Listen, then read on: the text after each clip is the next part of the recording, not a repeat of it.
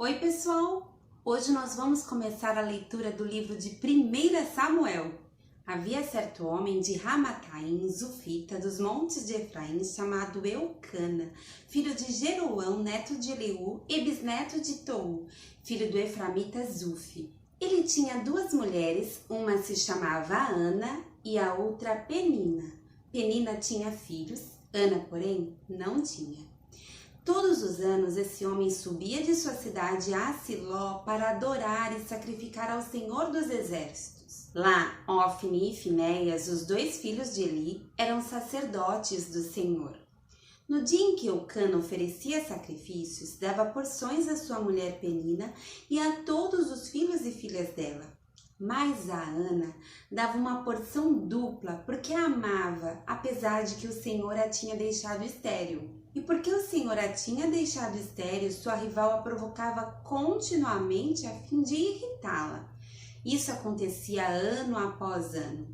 Sempre que Ana subia à casa do Senhor, sua rival a provocava e ela chorava e não comia. Eucana, seu marido, lhe perguntava: Ana, por que você está chorando? Por que não come? Por que está triste? Será que eu não sou melhor para você do que 10 filhos?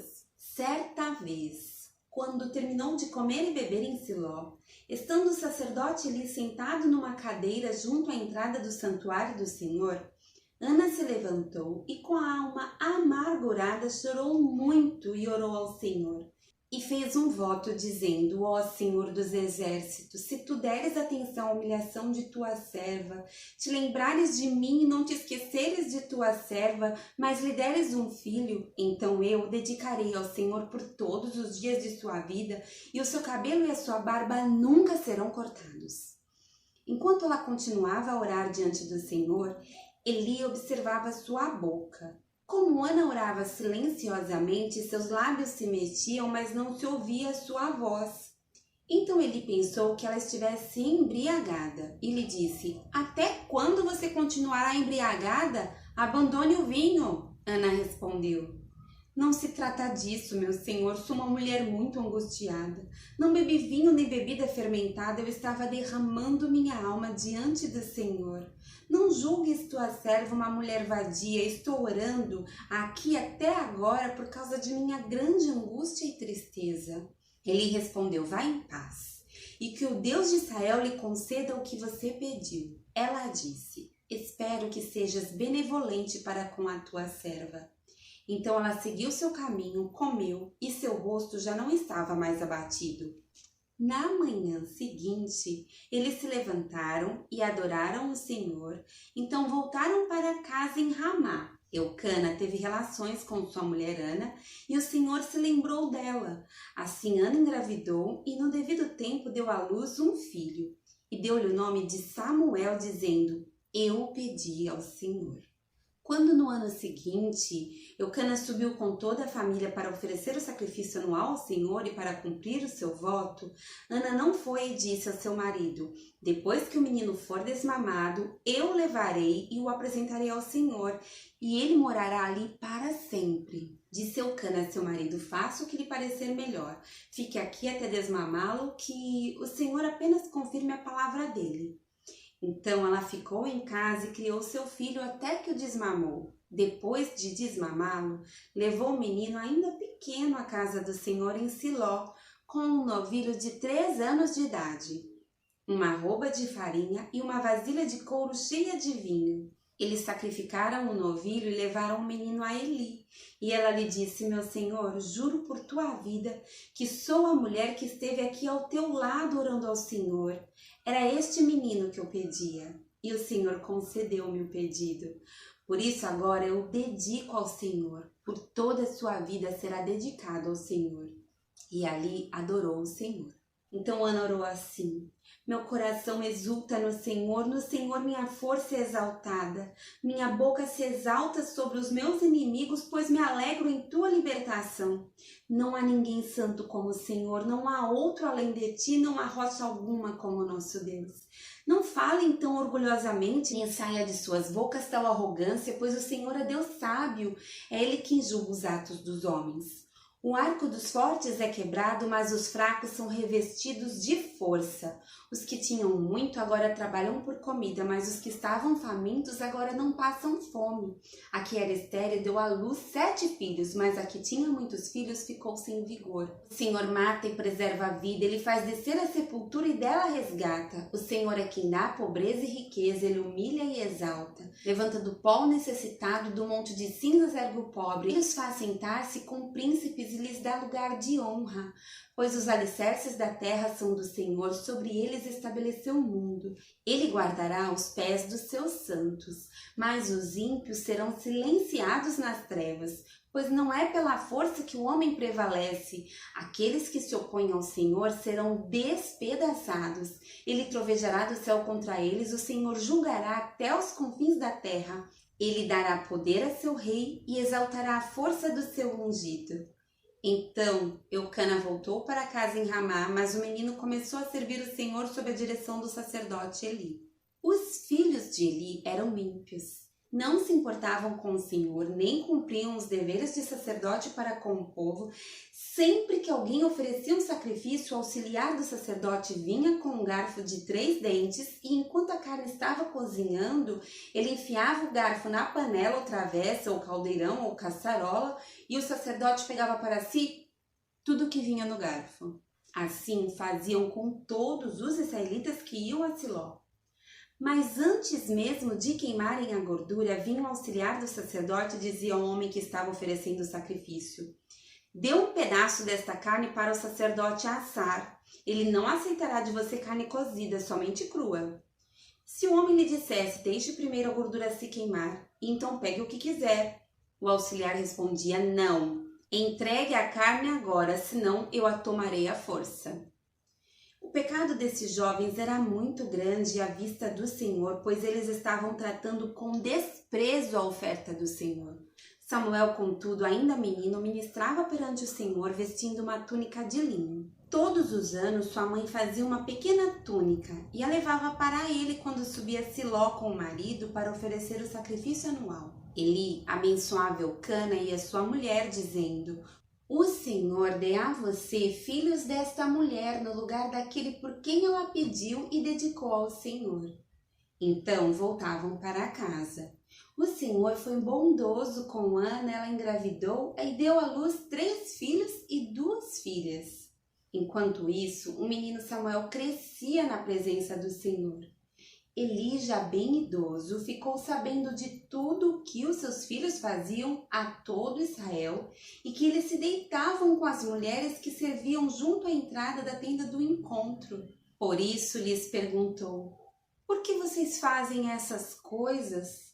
De todo o povo ouço a respeito do mal que vocês fazem. Não, meus filhos, não é bom que escuto se espalhando entre o povo do Senhor. Se um homem pecar contra outro homem, os juízes poderão intervir em seu favor, mas se pecar contra o Senhor, quem intercederá por ele? Seus filhos, contudo, não deram atenção à repreensão de seu pai, pois o Senhor queria matá-los. E o menino Samuel continuava a crescer, sendo cada vez mais estimado pelo Senhor e pelo povo. E veio o homem de Deus a Eli e lhe disse: assim diz o Senhor: acaso não me revelei claramente à família de seu pai quando eles estavam no Egito sob o domínio do faraó? Escolhi seu pai dentre todas as tribos de Israel para ser o meu sacerdote, subir ao meu altar, queimar incenso e usar um colete sacerdotal na minha presença. Também dei à família de seu pai todas as ofertas preparadas no fogo pelos israelitas. Por que vocês zombam do meu sacrifício e da oferta que determinei para a minha habitação? Porque você honra seus filhos mais do que a mim, deixando-os engordar com as melhores partes de todas as ofertas feitas por Israel, meu povo? Portanto, o Senhor, o Deus de Israel, declara: prometi à sua família e à linhagem de seu pai que ministrariam diante de mim para sempre. Mas agora o Senhor declara: longe de mim tal coisa. Honrarei aqueles que me honram, mas aqueles que me desprezam serão tratados com desprezo. É chegada a hora em que eliminarei a sua força e a força da família de seu pai, e não haverá mais nenhum idoso na sua família, e você verá a aflição da minha habitação. Embora Israel prospere, na sua família ninguém alcançará a idade avançada, e todo descendente seu que eu não eliminar de meu altar será poupado apenas para lhe consumir os olhos com lágrimas e para lhe entristecer o coração. Todos os seus descendentes morrerão no vigor da vida. E o que acontecer a seus 2 filhos, Ofni e Finéias, será um sinal para você. Os 2 morrerão no mesmo dia. Levantarei para mim um sacerdote fiel que agirá de acordo com o meu coração e o meu pensamento. Edificarei firmemente a família dele e ele ministrará sempre perante o meu rei ungido. Então todo o que restar da sua família virá e se prostrará perante ele para obter uma moeda de prata e um pedaço de pão. E lhe implorará que o ponha em alguma função sacerdotal para ter o que comer. O menino Samuel ministrava perante o Senhor sob a direção de Eli. Naqueles dias, raramente o Senhor falava e as visões não eram frequentes. Certa noite, Eli, cujos olhos estavam ficando tão fracos que já não conseguia mais enxergar, estava deitado em seu lugar de costume. A lâmpada de Deus ainda não havia se apagado e Samuel estava deitado no santuário do Senhor, onde se encontrava a arca de Deus. Então o Senhor chamou Samuel. Samuel respondeu: estou aqui. E correu até Eli: estou aqui, o Senhor me chamou? Eli, porém, disse: não o chamei, volte e deite-se. Então ele foi e se deitou. De novo o Senhor chamou: Samuel! E Samuel se levantou e foi até Eli e disse: estou aqui, o Senhor me chamou? Disse Eli: meu filho, não o chamei, volte e deite-se. Ora, Samuel ainda não conhecia o Senhor. A palavra do Senhor ainda não lhe havia sido revelada. O Senhor chamou Samuel pela 3ª vez. Ele se levantou, foi até Eli e disse: estou aqui, o Senhor me chamou? Ele percebeu que o Senhor estava chamando o menino e lhe disse: vá e deite-se. Se ele chamá-lo, diga: fala, Senhor, pois o teu servo está ouvindo. Então Samuel foi se deitar. O Senhor voltou a chamá-lo como nas outras vezes: Samuel, Samuel. Samuel disse: fala, pois o teu servo está ouvindo. E o Senhor disse a Samuel: vou realizar em Israel algo que fará tinir os ouvidos de todos os que ficarem sabendo. Nessa ocasião executarei contra Eli tudo o que falei contra a sua família do começo ao fim. Pois eu lhe disse que julgaria sua família para sempre por causa do pecado dos seus filhos, do qual ele tinha consciência. Seus filhos se fizeram desprezíveis e ele não os puniu. Por isso, jurei à família de Eli: jamais se fará propiciação pela culpa da família de Eli mediante sacrifício ou oferta. Samuel ficou deitado até de manhã e então abriu as portas da casa do Senhor. Ele teve medo de contar a visão a Eli, mas este o chamou e disse: Samuel, meu filho. Estou aqui, respondeu Samuel. Eli perguntou: o que o Senhor lhe disse? Não esconda de mim.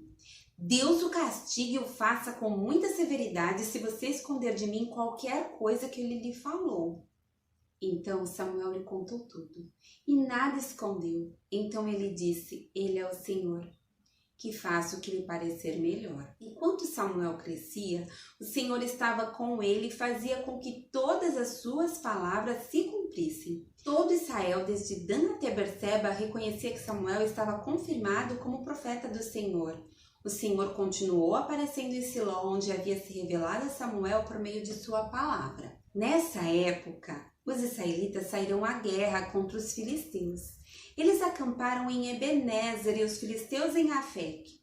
Os filisteus dispuseram suas forças em linhas para enfrentar Israel, e intensificando-se o combate, Israel foi derrotado pelos filisteus, que mataram cerca de 4.000 deles no campo de batalha. Quando os soldados voltaram ao acampamento, as autoridades de Israel perguntaram: por que o Senhor deixou que os filisteus nos derrotassem? E acrescentaram: vamos a Siló buscar a arca da aliança do Senhor para que ela vá conosco e nos salve das mãos dos inimigos. Então mandaram trazer de Siló a arca da aliança do Senhor dos exércitos, que tem o seu trono entre os querubins. E os 2 filhos de Eli, Ofni e Finéias, acompanharam a arca da aliança de Deus. Quando a arca da aliança do Senhor entrou no acampamento, todos os israelitas gritaram tão alto que o chão estremeceu. Os filisteus, ouvindo os gritos, perguntaram: o que significam todos esses gritos no acampamento dos hebreus? Quando souberam que a arca do Senhor viera para o acampamento, os filisteus ficaram com medo e disseram: deuses chegaram ao acampamento, ai de nós! Nunca nos aconteceu uma coisa dessas, ai de nós. Quem nos livrará das mãos desses deuses poderosos? São os deuses que feriram os egípcios com toda espécie de pragas no deserto. Sejam fortes, filisteus, sejam homens, ou vocês se tornarão escravos dos hebreus. Assim como eles foram escravos de vocês, sejam homens e lutem. Então, os filisteus lutaram e Israel foi derrotado. Cada homem fugiu para a sua tenda. O massacre foi muito grande. Israel perdeu 30.000 homens de infantaria. A arca de Deus foi tomada e os 2 filhos de Eli, Ofni e Finéias, morreram. Naquele mesmo dia, um benjamita correu da linha de batalha de Siló com as roupas rasgadas e terra na cabeça. Quando ele chegou, ele estava sentado em sua cadeira ao lado da estrada. Estava preocupado, pois em seu coração temia pela arca de Deus. O homem entrou na cidade, contou o que havia acontecido e a cidade começou a gritar. Eli ouviu os gritos e perguntou o que significa esse tumulto. O homem correu para contar tudo a Eli. Eli tinha 98 anos de idade e seus olhos estavam imóveis. Ele já não conseguia enxergar. O homem lhe disse: acabei de chegar da linha de batalha, fugi de lá hoje mesmo. Ele perguntou: o que aconteceu, meu filho? O mensageiro respondeu: Israel fugiu dos filisteus e houve uma grande matança entre os soldados. Também os seus 2 filhos, Ofni e Finéias, estão mortos e a arca de Deus foi tomada. Quando ele mencionou a arca de Deus, Eliú caiu da cadeira para trás, ao lado do portão, quebrou o pescoço e morreu, pois era velho e pesado. Eli liderou Israel durante 40 anos. Sua nora, a mulher de Finéias, estava grávida e perto de dar à luz, quando ouviu a notícia de que a arca de Deus havia sido tomada e que seu sogro e seu marido estavam mortos, entrou em trabalho de parto e deu à luz, mas não resistiu às dores do parto. Enquanto morria, as mulheres que a ajudavam disseram: não se desespere, você teve um menino. Mas ela não respondeu nem deu atenção. Ela deu ao menino o nome de Icabode e disse: a glória se foi de Israel, porque a arca foi tomada e por causa da morte do sogro e do marido. E ainda acrescentou: a glória se foi de Israel, pois a arca de Deus foi tomada. Depois que os filisteus tomaram a arca de Deus, eles a levaram de Ebenezer para Asdod e a colocaram dentro do templo de Dagom, ao lado de sua estátua. Quando o povo de Asdod se levantou na madrugada do dia seguinte, lá estava Dagom caído, rosto em terra diante da arca do Senhor. Eles levantaram Dagom e o colocaram de volta em seu lugar, mas na manhã seguinte, quando se levantaram de madrugada, lá estava Dagom caído, rosto em terra diante da arca do Senhor. Sua cabeça e mãos tinham sido quebradas e estavam sobre a soleira, só o seu corpo ficou no lugar. Por isso, até hoje, os sacerdotes de Dagom e todos os que entram em seu templo em Asdod não pisam na soleira. Depois disso, a mão do Senhor pesou sobre o povo de Asdod e dos arredores, trazendo devastação sobre eles e afligindo-os com tumores. Quando os homens de Asdod viram o que estava acontecendo, disseram: a arca do Deus de Israel não deve ficar aqui conosco, pois a mão dele pesa sobre nós e sobre nosso Deus Dagom. Então reuniram todos os governantes dos filisteus e lhes perguntaram: o que faremos com a arca do Deus de Israel? Eles responderam: levem a arca do Deus de Israel para Gate. Então levaram a arca do Deus de Israel. Mas quando a arca chegou, a mão do Senhor castigou aquela cidade e lhe trouxe grande pânico. Ele afligiu o povo da cidade, jovens e velhos, com uma epidemia de tumores. Então enviaram a arca de Deus para Ecrom. Quando a arca de Deus estava entrando na cidade de Ecrom, o povo começou a gritar: eles trouxeram a arca do Deus de Israel para cá, a fim de matar a nós e ao nosso povo. Então reuniram todos os governantes dos filisteus e disseram: levem embora a arca do Deus de Israel, que ela volte ao seu lugar, caso contrário ela matará a nós e ao nosso povo. Pois havia pânico mortal em toda a cidade, a mão de Deus pesava muito sobre ela. Aqueles que não morreram foram afligidos com tumores, e o clamor da cidade subiu até o céu.